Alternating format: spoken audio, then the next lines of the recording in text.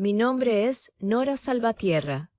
Hace 3 meses conduje casi 8 horas hasta Madrid para ver a mi hermana pequeña casarse después de poner casi 50.000 euros a mi nombre para pagar su boda. Pero cuando llegué, mi madre sonrió a los invitados que pasaban a nuestro lado, me miró directamente a los ojos y dijo: «Ella no es mi hija, es mi sobrina.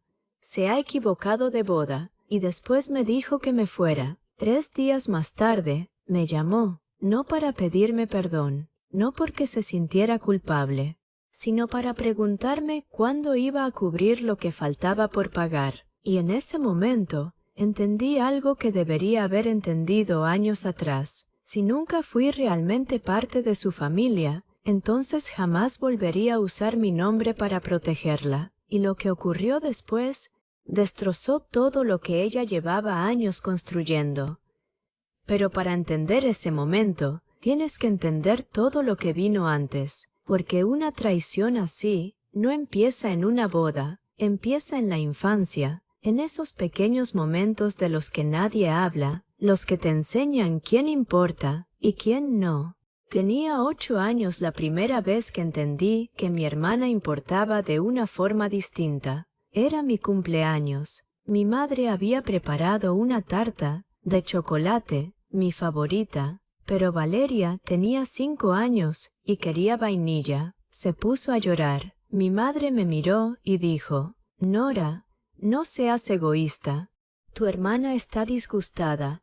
Y así mi tarta de cumpleaños se convirtió en vainilla. Parece algo pequeño, pero cuando te pasan suficientes cosas pequeñas, dejan de ser pequeñas, se convierten en el plano de tu vida. A los 12 años ya entendía nuestros papeles. Valeria era la alegría, yo era la estabilidad, a ella la celebraban, de mí esperaban. En la parroquia mi madre sonreía y decía: «Esta es Valeria, nuestro rayito de sol». Luego me miraba a mí: «Y esta es Nora, la responsable». La gente siempre sonreía, como si eso fuera un cumplido, pero no lo era.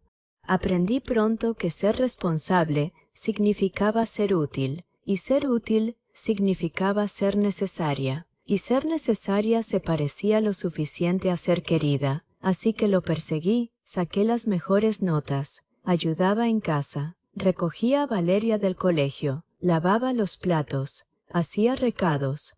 Y cuando mi padre enfermó por primera vez, cuando yo tenía 17 años, me convertí en la adulta extra de la casa. Javier necesitó una operación de corazón. La recuperación fue brutal. Carmen estaba desbordada. Valeria era demasiado joven, así que yo di un paso al frente. Hospital, farmacia, seguro, comida, limpieza, estudios, trabajo. Nadie me lo pidió, simplemente lo hice, porque eso era lo que hacía.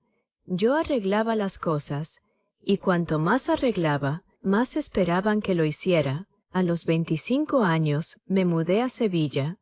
Conseguí trabajo en operaciones financieras, construí una vida, una buena vida, estable, silenciosa, predecible, pero las llamadas nunca pararon. Problemas con el coche, las medicinas de tu padre, la hipoteca se ha retrasado.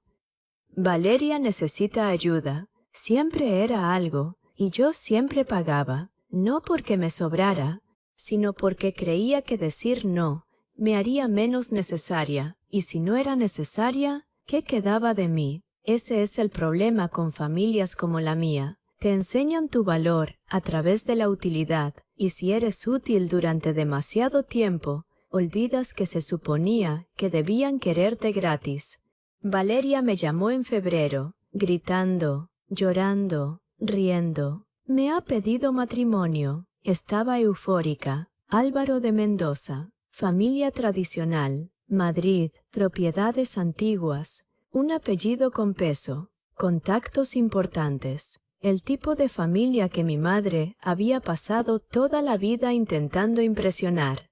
Recuerdo exactamente el momento en que Carmen cogió el teléfono. porque su voz cambió, más ligera, más brillante, más cuidadosa, como si ya estuviera ensayando su futuro. En septiembre dijo, será una boda pequeña, íntima, solo familia y amigos cercanos. Sonreí.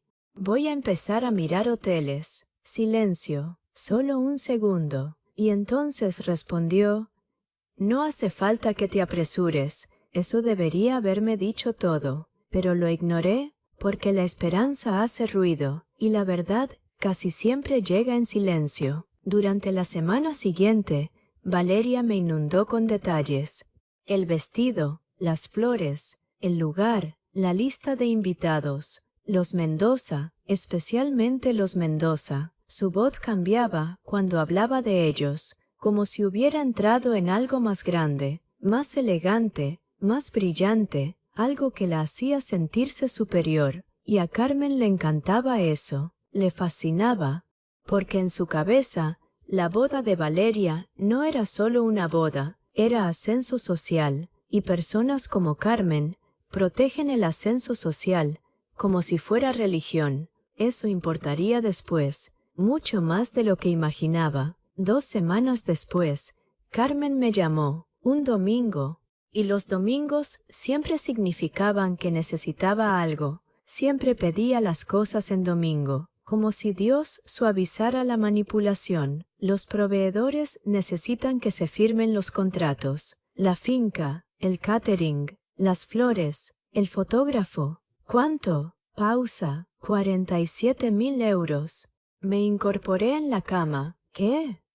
Solo los depósitos ahora, unos 4.000, el resto después. Mi nombre, mi tarjeta, mi responsabilidad legal. Y lo peor es que esto no era nuevo. A los 24 firmé una línea de crédito para el negocio de mi padre. Nunca recuperé ese dinero. A los 29, Carmen me pidió 5.000 euros, diciendo que el tejado estaba dañado. Después descubrí que era para la entrada del coche de Valeria. A los 33, pagué 6 meses de su seguro, después de que destrozara su coche. Cada vez que ayudaba, me repetía, la familia ayuda a la familia. Pero la verdad, mi familia nunca me ayudaba. Mi familia me utilizaba. Y aún así, dije que sí, porque era su boda, porque quizá, solo quizá, esa sería la vez que por fin me sentiría incluida. Así que firmé cada contrato, cada línea, cada trampa, y todavía no lo sabía, pero acababa de financiar mi propia humillación. Marzo se convirtió en abril, abril en mayo, y la boda seguía creciendo. Sin mí, al principio me decía a mí misma que era normal. La gente se ocupa, las bodas son caóticas. Pero entonces empezaron a acumularse las pequeñas señales. Y es en las pequeñas señales donde se esconde la verdad. Valeria me añadió por error al grupo de WhatsApp de la boda una vez. 7 minutos, solo eso. Tiempo suficiente para ver encuestas sobre vestidos de damas, fotos de la visita a la finca, distribución de mesas, planes para la despedida de soltera en Ibiza, bromas internas, 23 mensajes sin leer antes incluso de abrirlo, y mi madre escribiendo, chicas, no olvidéis el sábado a las 2, chicas, plural, no yo. 7 minutos después, desaparecí del grupo. Valeria me escribió, ups, grupo equivocado, tarjeta correcta. Me quedé mirando ese mensaje más tiempo del que debería, porque algo en él dolía más de lo que tendría que doler, no por el error, sino por lo que confirmaba. Había todo un mundo construyéndose alrededor de esa boda, y yo no formaba parte de él. Llamé a Valeria esa noche. Oye, ¿cuál es el código de vestimenta? Ah, todavía no lo sé. Mentira, sabía que lo sabía. ¿Quieres que haga un discurso? Pausa. Quizá. Mamá se está encargando de eso. Mamá se encarga de eso. Esa se convirtió en la frase, una y otra vez. Mamá se encarga de eso. Mamá ya lo ha solucionado. Mamá dice que no te preocupes. y cada vez que lo oía, sentía que me alejaba más. En junio todavía no había recibido invitación, ni física, ni digital, nada. Así que pregunté. Carmen se rió. Ay, Nora, eres familia. No necesitas invitación. Eso debería haber sido suficiente. Debería. Pero quería creer con tanta fuerza que pertenecía, que acepté migajas como prueba, y entonces llegó la despedida de soltera. Me enteré por Instagram. 20 mujeres, vestidos blancos, torres de champán, dulces personalizados, batas a juego, mi madre en el centro de todo, sujetando la cara de Valeria con ambas manos. La publicación decía: las mujeres que me hicieron ser quien soy. Yo no estaba allí, no me invitaron, ni siquiera sabía que existía. Recuerdo quedarme sentada en el sofá mirando aquella foto, haciendo zoom, mirando las caras, intentando encontrar una razón. Quizá era algo pequeño, quizá de última hora, quizá, pero no. Estaba planeado, con cuidado, con detalle, y yo nunca fui considerada. Esa noche llamé a mi tía Margarita. ¿Sabías lo de la despedida? Silencio. Luego dijo: pensé que estarías allí. Eso me golpeó fuerte, porque incluso ella creía que yo pertenecía, y esa es la parte cruel. Desde fuera parecía que formaba parte de aquella familia. Solo desde dentro podías ver la verdad. 2 semanas antes de la boda, compré el vestido, rosa empolvado, largo, elegante, sencillo. Me costó 310 €, demasiado, más de lo que debía gastar, pero quería estar a la altura. Ahora suena patético, pero en ese momento importaba, porque cuando te pasas toda la vida intentando encajar en lugares que te rechazan, empiezas a creer que quizá el problema eres tú. Quizá si me veía mejor, si hablaba mejor, si me comportaba mejor, quizá me dejarían quedarme. Me probé ese vestido 3 veces. Me quedé delante del espejo, imaginando la boda, mi hermana sonriendo, mi madre presentándome con orgullo, mi padre abrazándome, ensayando momentos que nunca iban a ocurrir. Y esa es una de las partes más crueles de la traición. No solo muere la relación, también muere la fantasía. Salí de Sevilla antes del amanecer. Café en una mano, el vestido en el asiento de atrás, el discurso doblado dentro del bolso, una tarjeta escrita a mano y un cheque de 3.000 € para la luna de miel, porque incluso después de todo, seguía apareciendo siendo generosa. Eso es lo que más me rompe ahora. El aire acondicionado del coche estaba roto. 8 horas, calor de septiembre, ventanillas bajadas, el pelo pegado al cuello, las manos sudadas sobre el volante, y demasiado tiempo para pensar, repasándolo todo. La despedida de soltera, el grupo de WhatsApp, la distancia, la frialdad, y yo luchando contra mis propios instintos. No, estoy exagerando. No, todo irá bien. No, es mi familia. 2 horas antes de llegar a Madrid, le escribí a Carmen: ya casi llego. Tengo muchas ganas de veros. ¿Necesitáis que lleve algo? 45 minutos después respondió: ya está todo listo. Nos vemos mañana. Ese mensaje me pareció extraño, frío, como si ya llegara tarde a algo que no entendía. Paré en una gasolinera a las afueras de Madrid. Me quedé 10 minutos dentro del coche, motor apagado, sin aire, solo mirando al frente, el estómago cerrado, el pecho pesado, y por un segundo casi me di la vuelta. Debería haberlo hecho, pero la esperanza engancha, y yo aún no estaba preparada para dejarla. Hice el check-in en el Hilton Madrid a las 21:14. El recepcionista sonrió. ¿Fin de semana de boda? Le sonreí de vuelta. Sí, me felicitó. Le di las gracias. No le corregí. Colgué el vestido en el baño. Dejé la tarjeta sobre la mesilla, abrí las notas del móvil y volví a leer mi discurso. Era sencillo, sobre cuando Valeria se rompió el brazo con 7 años, sobre cómo me quedé 16 horas con ella en el hospital, mientras mamá volvía a casa a descansar, sobre cómo le contaba historias hasta que se dormía. Quería recordarle que yo siempre había estado ahí, siempre. Lo practiqué en voz alta, 2 veces. Después abrí los contratos. Otra vez. Finca La Encina, Catherine Ortega, Flores de Alba, Fotografía Navarro, 47.000 euros. Saldo pendiente para el jueves. Mi nombre, mi responsabilidad, mi confianza. Me dormí repitiéndome, mañana lo cambia todo. Y tenía razón, solo que no de la manera que imaginaba. Sábado.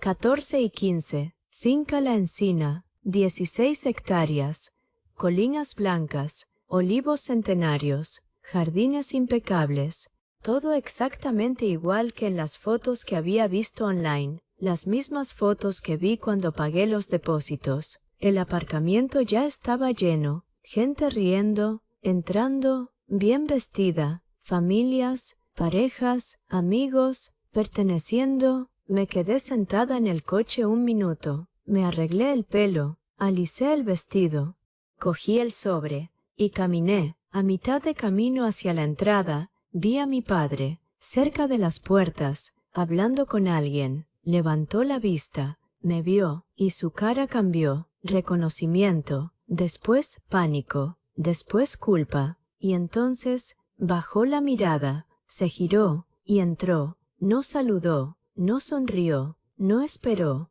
no volvió. Esa fue la primera traición, y de alguna forma dolió más que la siguiente, porque mi padre siempre había sido silencioso, pero el silencio también puede ser traición. Seguí caminando, la grava moviéndose bajo mis tacones, y entonces las puertas se abrieron, y apareció mi madre, vestido dorado, perlas, pelo impecable, sonrisa perfecta, como si formara parte de la propia finca. Se plantó delante de mí, las manos cruzadas, calmada, controlada, como si me estuviera esperando, y ahora lo sé, lo estaba. Nora, frío, seco. Mamá, sonreí, estás preciosa. Ella no me devolvió la sonrisa, y dijo, tienes que irte. Por un segundo, de verdad miré detrás de mí, pensé que le estaba hablando a otra persona. ¿Qué? Ni siquiera cambió la expresión. Este es un evento privado. No estás en la lista de invitados. Sentí cómo se me cerraba el pecho. He conducido 8 horas para llegar aquí. Se encogió de hombros. Fue tu decisión. Eso me golpeó como una bofetada. Firmé todos los contratos de esta boda. Esto no tiene nada que ver con el dinero. Mi voz tembló. Entonces, ¿con qué tiene que ver? Se inclinó hacia mí. Bajó la voz, como si estuviera compartiendo un secreto. Valeria quería cierto ambiente, y algunas complicaciones familiares podrían haberlo estropeado. Complicaciones familiares. Eso era yo, no hija, no familia, una complicación. Y entonces las puertas se abrieron otra vez. Salió una mujer, alta, elegante, cabello gris perfectamente peinado, postura rígida. Isabel de Mendoza, la madre de Álvaro, sonrió. Carmen, ¿todo bien? Y mi madre cambió al instante, como pulsando un interruptor, brillante, cálida, encantadora. Solo un pequeño malentendido. Isabel me miró, curiosa, midiéndome. ¿Y ella quién es? Y entonces mi madre lo dijo. Claro, natural, sin vacilar. Es mi sobrina. Se ha equivocado de boda. Mi sobrina, no hija, sobrina. Sentí como todo mi cuerpo se congelaba. Isabel sonrió con educación. ¡Qué pena! Y volvió a entrar. Mi madre se giró hacia mí, y yo pregunté, ¿tu sobrina? No respondió. ¿Cuánto tiempo llevas haciendo esto? Silencio. cuánto tiempo llevas diciéndole a la gente que no existo? Sus ojos se movieron alrededor, no por vergüenza, por miedo. Miedo a que alguien escuchara, miedo a que la mentira se rompiera. Y fue entonces cuando lo entendí. Aquello no era improvisado, aquello estaba planeado, meses, quizá años, con cuidado, con intención. Yo había sido borrada. Miré el sobre que llevaba en la mano, la tarjeta, el cheque, mi letra, mi amor, mi esfuerzo, y lo dejé sobre la piedra junto a la puerta. El cheque para la luna de miel está dentro. Pausa. Dile que es de su hermana. Y entonces me di la vuelta y me fui. Pasé junto a las flores que yo pagué, los músicos que yo pagué, las mesas que yo pagué, los invitados que me sonreían como si todo fuera normal. Entré en el coche, cerré la puerta y lloré, no fuerte. Nunca me permitieron un dolor ruidoso, el dolor silencioso, ese que te sacude el pecho, ese que te tragas. A través del parabrisas podía escuchar la música empezar, la ceremonia empezar, sin mí, y por primera vez en mi vida entendí algo. No me habían olvidado, me habían eliminado.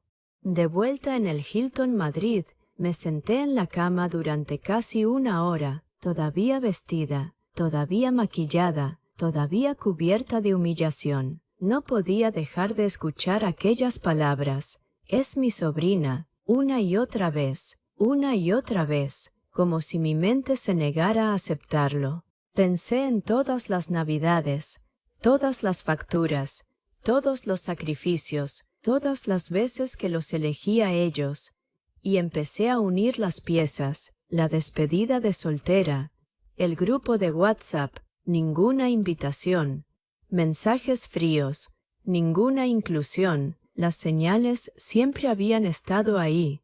Yo solo seguía traduciendo crueldad como malentendidos, porque eso dolía menos. Hasta ahora. Abrí el portátil, saqué los contratos. Finca La Encina, 16.800 euros. Catherine Ortega, 18.500 euros. Flores de Alba, 7.200 euros. Fotografía Navarro, 4.500 euros. Total, 47.000 euros. Pendientes para el jueves. Mi nombre, mi tarjeta, mi deuda. Y entonces me golpeó, con fuerza. No solo me habían excluido. Esperaban que financiara mi propia exclusión. Y eso lo cambió todo. No por el dinero, por lo que significaba. Llamé a mi tía Margarita. Y por primera vez en mi vida, se lo conté todo, cada detalle, la puerta, la mentira, mi padre dándose la vuelta, el cheque, el silencio. Cuando terminé, se quedó callada unos segundos, y luego dijo, «No pagues ni un euro más». Fue la primera vez que alguien dijo en voz alta lo que necesitaba escuchar. Lo que te hicieron fue cruel, no complicado, no confuso, no desafortunado, cruel. Y escuchar eso liberó algo dentro de mí. Domingo por la mañana, 6:47. Mi móvil vibró. Valeria había subido las fotos de la boda. 38. Las miré una a una. Sonrisas, bailes, besos, brindis, fotos familiares, mi madre riéndose, Isabel de Mendoza abrazándola, mi padre sonriendo, como si nada hubiera pasado, como si yo nunca hubiera existido. Y entonces vi el pie de foto. El mejor día de mi vida, rodeada de todos los que quiero, me quedé mirándolo, y algo dentro de mí se rompió, no de tristeza, de claridad. Unos minutos después, 4 facturas llegaron a mi correo, todas con vencimiento el jueves, 47.000 euros. Miré las fotos, luego las facturas, luego las fotos otra vez, y algo dentro de mí se bloqueó. Cada flor, cada copa, cada silla, cada fotografía. Yo había pagado todo aquello, y ni siquiera me dejaron entrar. Ese fue el momento exacto, en el que dejé de ser su plan de respaldo, y me convertí en su consecuencia. Aquella misma tarde hice 4 llamadas: la finca, el catering, la florista, el fotógrafo, la misma frase, la misma voz tranquila. Retiro formalmente la autorización de pago. Redirijan todos los importes pendientes a los anfitriones del evento, sin emoción, sin explicación, sin culpa. 4 llamadas, 4 bombas, y después de la última, mis manos estaban firmes. Por primera vez en años, me sentí poderosa, no porque les estuviera haciendo daño, sino porque por fin dejé de permitir que me hicieran daño gratis. Martes, 10:12 de la mañana, sonó mi teléfono. Carmen. La dejé sonar 2 veces antes de contestar. Nora. Su voz era suave, demasiado suave, esa falsa suavidad que siempre usaba cuando necesitaba algo. La finca me ha llamado. Vale. Dicen que has retirado la autorización de pago. La retiré. Silencio. Y después, el saldo pendiente son 47.000 euros. Lo sé. Entonces, ¿por qué has hecho eso? Eso casi me hizo reír. ¿Por qué? Como si realmente no lo entendiera. Porque no fui invitada a la boda que pagué. Silencio largo. Luego, estás haciendo esto más grande de lo que es. Ahí estaba. No arrepentimiento. Control de daños. Gestión de imagen. Me llamaste sobrina. Estaba manejando una situación social, fingiendo que no soy tu hija. Nora. No. Dímelo. ¿Cuánto tiempo llevas haciendo esto? Silencio. Silencio real. Y ese silencio me lo dijo todo. No fue una vez, ni 2. Era un patrón. Años. Quizás siempre que yo no estaba delante. Entonces sacó su arma más vieja. La tensión de tu padre está altísima. Culpa. Siempre culpa. Pero algo dentro de mí ya había cambiado. Eso es asunto suyo y de su médico. La escuché inhalar, como si no pudiera creer que ya no funcionara. Después dijo: estás destruyendo esta familia.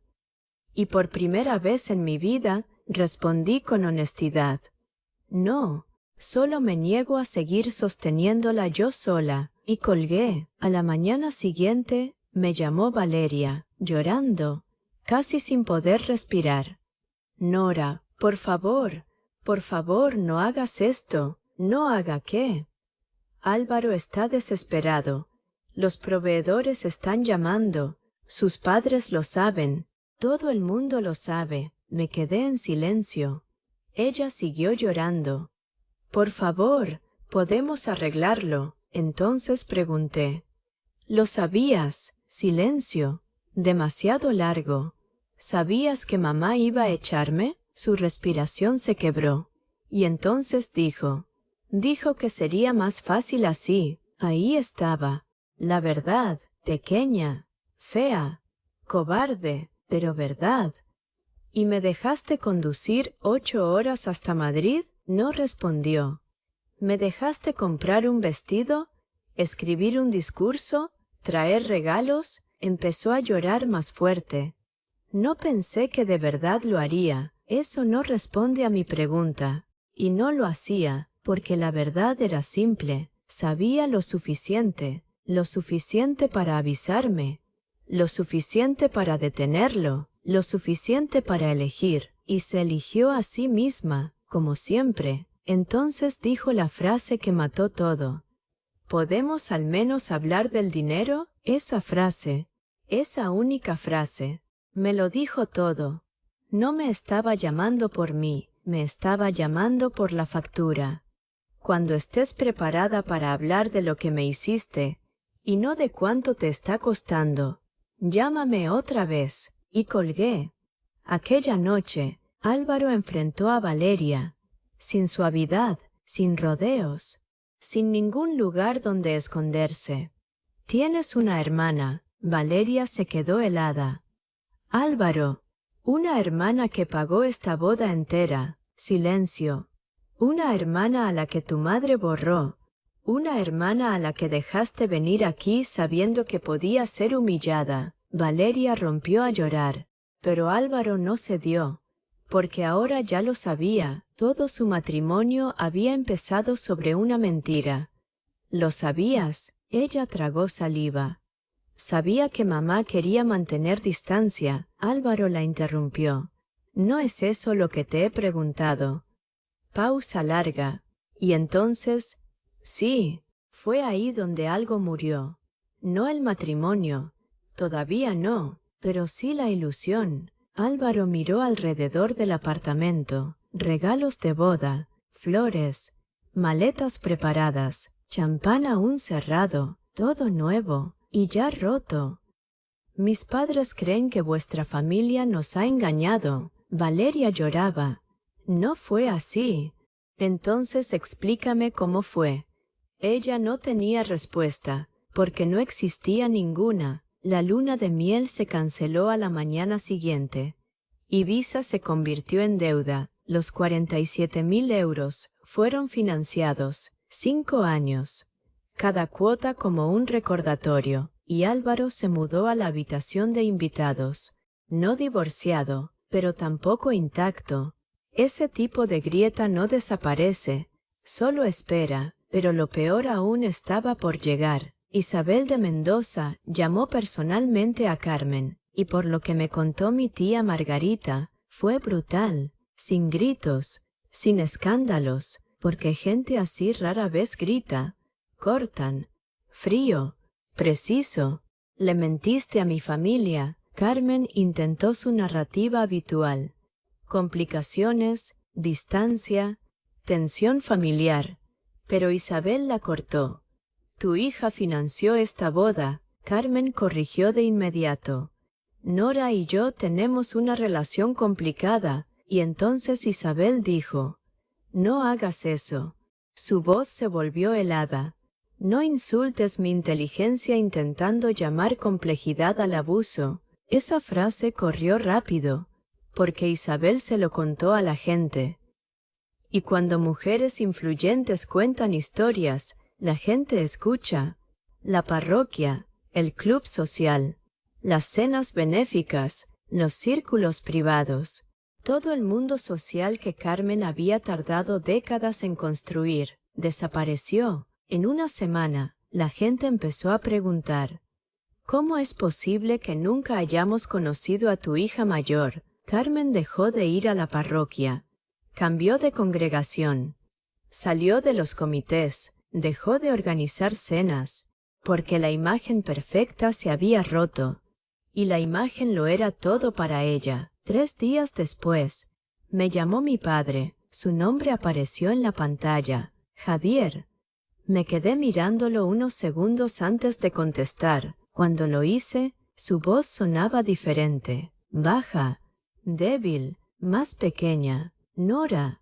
No respondí, soltó el aire despacio, y entonces dijo, te vi. Eso me rompió, porque fue él quien lo dijo primero, sin fingir, sin excusas, sin esconderse. Lo sé, silencio, pesado. Luego, debería haberla detenido, sí, debería, pero oírlo no me dio alivio, solo confirmó lo que ya sabía. Entonces, ¿por qué no lo hiciste? Y su respuesta fue lo más triste que me había dicho jamás, porque después de 35 años, olvidé cómo hacerlo.